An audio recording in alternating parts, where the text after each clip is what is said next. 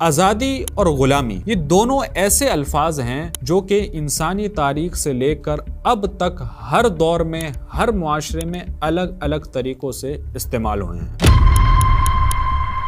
مطلق آزادی اور غلامی میں بذات خود کوئی اچھی یا بری چیز نہیں ہے۔ مسئلہ یہ ہے کہ غلامی کس کی، مخلوق کی یا خالق کی؟ خالق کی غلامی تو انسانیت کے لیے شرف کا باعث ہے، اس لیے ہر آزادی اچھی نہیں اور ہر غلامی کو برا نہیں کہا جا سکتا۔ جب تک انسانی معاشرے اپنے خالق و مالک خدا تعالیٰ کی غلامی میں داخل رہتے ہیں، وہ اللہ کے دیے ہوئے دین فطرت کی پابندی کرنے کی وجہ سے امن اور خوشحال رہ سکتے ہیں، اور جب خدا سے بغاوت کر کے انسانوں نے خدا کے دیے ہوئے فطری اصولوں کو پامال کیا تو انہوں نے ہمیشہ اپنا ہی نقصان کیا۔ ویسٹرن ممالک ہمارے سامنے ہے جہاں خدا کی غلامی کو چھوڑ کر لوگوں نے اپنے نفس اور خواہشات کی غلامی کو اختیار کر لیا اور پوری دنیا کو نیچرل اور مورل ڈیزاسٹر کی جانب دھکیل دیا ہے۔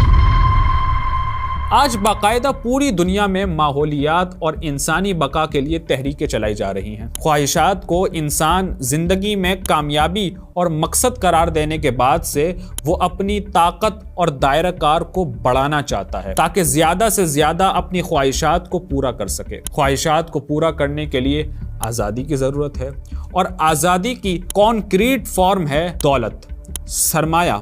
جس کے ذریعے انسان وہ سب کچھ کرنا چاہتا ہے جس کی خواہش کرتا ہے۔ پیسہ اور سرمایہ نیچرل ریسورسز یعنی قدرتی ذرائع سے حاصل ہوتا ہے یا ہیومن ریسورسز سے۔ انڈسٹریلائزیشن اور کیپٹلزم، کنزیومرزم کے بعد سے نیچرل ریسورسز کا بے دریغ استعمال بلکہ بے دریغ تباہی سب کے سامنے ہے۔ دوسری جانب ان کا ٹارگٹ ہے ہیومن ریسورسز یعنی انسانی ذرائع، یعنی انسانوں کو اپنا فرما بردار بنانا۔ نہیں، حقیقت تھوڑی تلخ ہے لیکن سن لیں، انسانوں کو غلام بنانا۔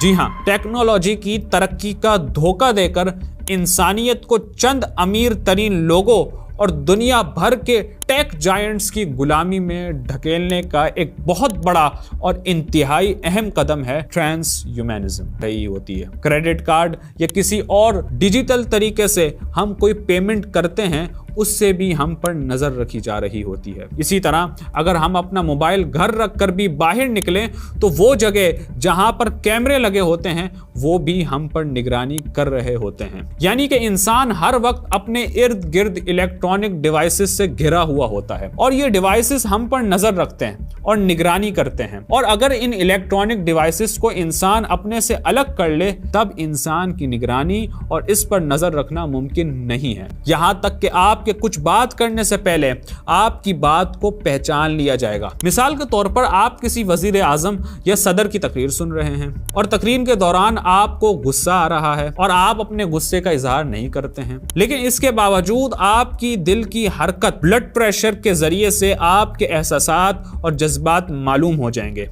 نہ صرف اس کی وجہ سے ایک بہت بڑی معاشرتی تبدیلی پیدا ہوگی کہ جہاں عام انسانوں کو مزید غلامی کی زنجیروں میں باندھا جائے گا، بلکہ پوری دنیا کی معیشت میں بھی بہت بڑی تبدیلی آئے گی۔ یہاں یوول ہراری کے مطابق وہ یوزلیس، میننگ لیس لوگ جو کہ ٹیکنالوجی کے استعمال کرنے یا اس کا حصہ بننے سے انکار کر دیں گے، اور جدید ٹیکنالوجی کی وجہ سے دنیا کو ان کی مزید ضرورت نہیں ہوگی، ان لوگوں کو ڈرگز، نشے اور ویڈیو گیمز میں لگا دیا جائے گا۔